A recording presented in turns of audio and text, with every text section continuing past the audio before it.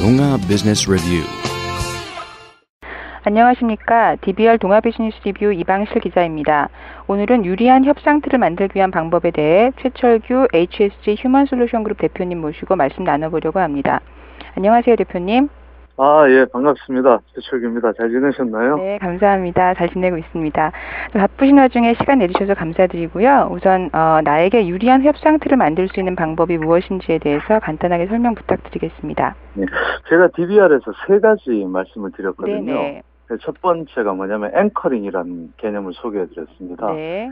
이 앵커링이라는 거는 앵커가 뭐 우리말로 하면 내리고 뭐 이러는 거죠. 네. 그렇죠. 닻을 의미하는 거죠. 네네. 그래서 이 협상할 때 상대의 인식을 탁 건드릴 수 있는 닻을 만들라는 겁니다. 네. 좀 구체적으로 말씀드리면 이런 앵커링 전략은 그 오퍼 전략할 때 상당히 많이 쓰입니다. 네. 어떤 제안을 할 때 제가 질문 하나 드릴게요. 네. 그 제가 생각하는 그 마지노선이 10,000원이에요. 파는 입장에서. 파는 입장에서 10,000원이요? 예, 네네. 예. 근데 첫 오퍼를 한 15,000원 이렇게 좀 세게 부르는 게 좋습니까? 아니면 한 1,500원 뭐 이렇게 아주 약하게 부르는 게 좋을까요? 세게 부르는 게 좋을 것 같은데요. 예, 저희는 항상 세게 부르라고 말씀드립니다. 네네. 이걸 저희는 협상에서 aim high라고 부릅니다. 목표를 높게 가져라. 그렇죠. 뭐 이런 높게 가지고 얘기네요. 간다는 네네. 거죠. 그러면 상대의 인식이 이 15,000원을 기준으로 이 바운드리, 이 주위에서 이렇게, 협상이 타결되는구나. 뭐 네네. 이런 식의 그 인식이 생기거든요. 그러니까 협상의 범위를 결정짓는다는 얘기네요. 처음에 부르는 조건이. 그렇습니다. 네네. 상대의 인식의 틀을 결정짓는다. 네. 이렇게 보시면 될 것 같고, 네네. 두 번, 그 앵커링은 그 제한 전략 말고도 많이 쓰입니다. 네. 그러니까는 예를 들어서 제가 술을 되게 좋아해요. 네. 제가 친구한테 제안을 예를 들어 이렇게 합니다.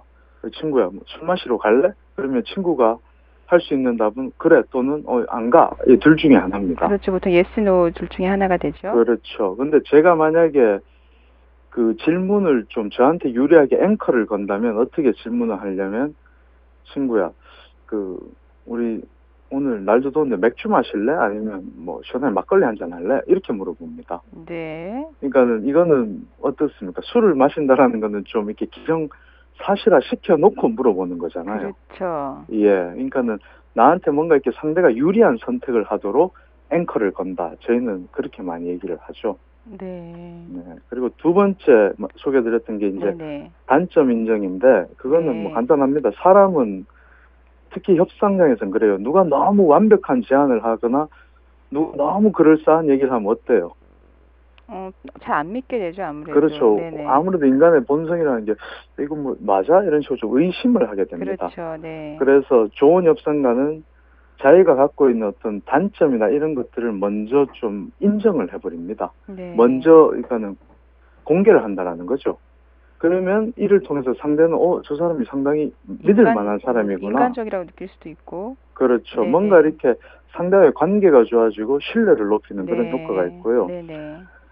세 번째 제가 말씀드렸던 그 손실 회피라는 거는 뭐냐면 사람은 내가 없는 거를 갖고 싶은 욕구보다 네네. 내가 갖고 있는 거를 뺏기기 싫은 욕구가 더 강하거든요. 네. 옛날부터 우리 항상 얘기하잖아요. 가진 자 거를 뺏는 게 제일 힘들다고. 네네. 예, 그래서 인간의 그런 심리를 이용하는 겁니다. 네. 그래서 뭔가 이렇게 제안을 할 때 먼저 그럴싸한 걸 먼저 보여줍니다. 네. 그러면 사람은 괜찮네. 이게 내 건가 하고 이렇게 좀 내 거라면 소유욕이 생기거든요. 네. 내 거라면 착각이 생깁니다. 네네. 근데 이게 만약에 안 되면 이렇게 망가진다라고 하면 첫 제안에 대해서 더 이렇게 뭔가 이렇게 매력적으로 느끼게 되는 거죠. 예. 아주 쉽게 말씀드리면 만약에 제가 아들한테 공부 열심히 하라고 너 좋은 대학 가야 된다고 학교를 2개를 보여주기로 결정을 합니다. 네네. 하나는 아주 캠퍼스가 좋으면서 공부 열심히 해야 되는 공부를 열심히 환경이 조성되어 있는. 아니요, 열심히 해야만 갈 수 있는. 열심히 해야만 갈 수 있는 네, 학교. 아주 그런 인류 학교고 또 네네. 하나는 캠퍼스도 너무 떨어지고 네네. 공부 대충 해도 갈 수 있는 학교가 있다면 네네. 우리 이 기자님 어느 학교부터 먼저 보여주시겠어요? 저 같은 경우에는 지금 대표님 말씀을 들으면 좋은 학교를 먼저 보여줘야 될 것 그렇죠. 같은데요. 네. 좋은 학교 먼저 보여주면서 너 이제 앞으로 여기서 공부하고 너 여기서 이제 미팅할 거야 이런 얘기 하고 난 다음에 두 번째 학교를 근데 만약에 네가 공부 안 하면 네네. 이런 학교 갈 거야 이러면 이 친구가 앞에 학교 본 거에 대해서 일단 자기 거라는 그런 약간 착각을 그렇죠. 하거든요. 네네. 그래서 그게 뺏기는 거에 대한 상실감 같은 것들이 상당히 큰 거죠. 네, 그런 인간 심리를 이용하는 네, 알겠습니다.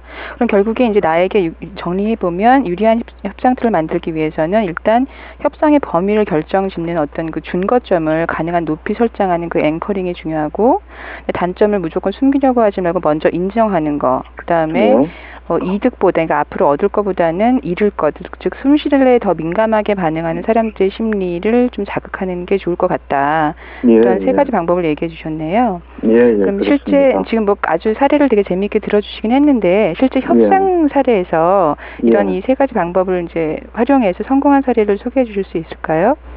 뭐 사례는 너무 많은데 좀 이렇게 막 역사적 사례를 들어가면 너무 길어지니까 아주 뭐 짧은 실생활 사례를 말씀드리면 앵커링을 건다라는 거는 그 제가 고깃집 점원이라면 제가 앵커링을 못 걸면은 손님이 왔을 때 손님 고기 드실래요? 이렇게 물어볼 거예요.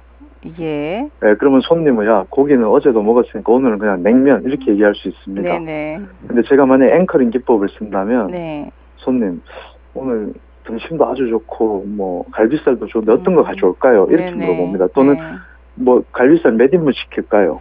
그러니까 이미 고기는 매상을 올리기 위해서 고기는 먹는다라는 거는 좀 기정사실화 시켜 놓고 물어보는 그런 게 앵커링이고. 그러니까 제한 전략만 생각하면은 어떤 가격이 될 수 있지만 그 외에도 많이 활용할 수 있다고 말씀하셨으니까 그런 식으로 응용할 수 있다는 말씀이시네요. 그렇습니다. 어차피 인식의 중거점을 잡는 게임이니까요.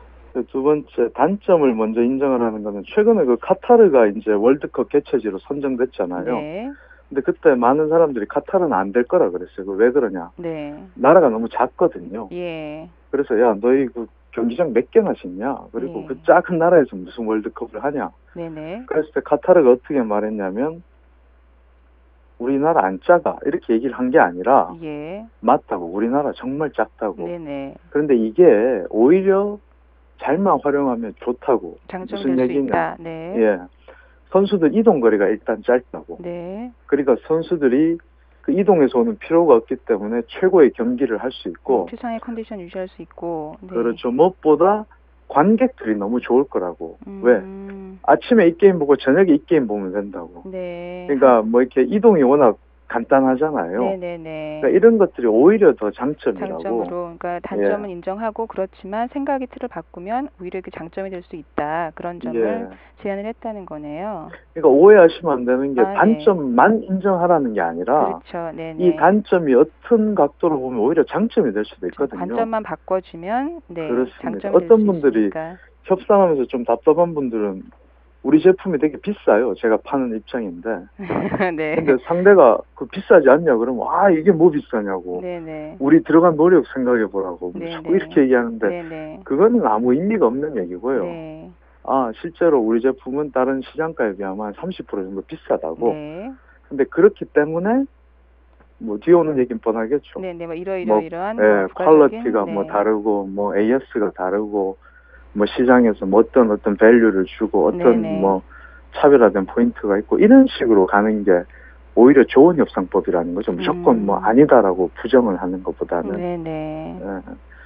그리고 손실 회피 같은 경우에도 뭐 재개발 같은 거 할 때 많이 사용되는데 뭐 예를 들어서 그 재개발 하는 데 있어서 뭐 이렇게 조합원들이 사인을 해야 되잖아요.